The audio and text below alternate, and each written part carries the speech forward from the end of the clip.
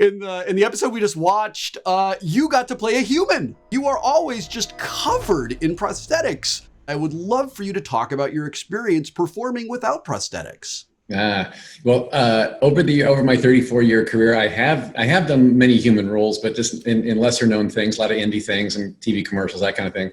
So I didn't feel as naked as one might think, but playing Saru as a human, that felt naked. Because trying to keep his persona, his mannerisms, his thing, his Kelpian thing going, without the usual feeling of having silicone glued onto me and hands glued onto me and hoof boots on me that change my posture, and having to still stay as Saru, but looking, unfortunately for you, like this. That felt rather like walking out of the house in a Speedo. It did. I absolutely get that. Did you ever just sort of cruise by the makeup trailer out of habit? Just to sort of see, did you maybe put something on me? Actually, no. If anything, I would go to the craft service table during the day and say, "Hey, everybody, I'm getting a pretzel. You know why? Because I can." Of course. Yeah, it occurs to me, with all of your Kelpian makeup on, you probably enjoy most of your craft service through a straw, right?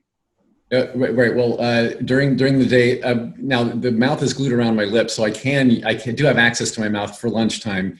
But there's a bit of a cleanup afterwards, so my makeup artists are ready for after lunch cleanup. But snacking during the day, it would be a constant, chase and re-glue and touch up. So I just avoid crafts. I avoid snacking during the day altogether. That's why I'm so darn skinny, I think. Did you enjoy that you were not in makeup and your co-stars were? Oh. Well, that was it was like, nah, how's it feel? Yeah. That was great fun for me. It really was. I can imagine. But they chose some species that weren't too overdone, so you can still recognize them. Yeah. You talked a little bit about the anxiety of being Kelpian without the makeup on. How did you translate your Kelpian mannerisms into the human form? Well, right, and that was the big dilemma that I had is, would the Holo program alter all of that, or would it just alter the look and I'm still actually so I was having like a scientific dilemma over this.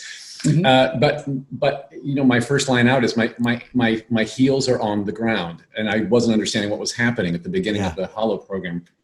So it did morph my actual physicality, so that I had to.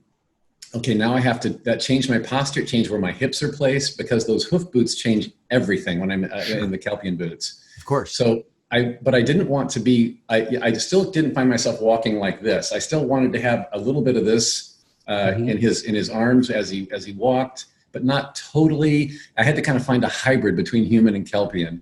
Interesting. And even affecting keeping his speech pattern, which is rather distinct. Yes.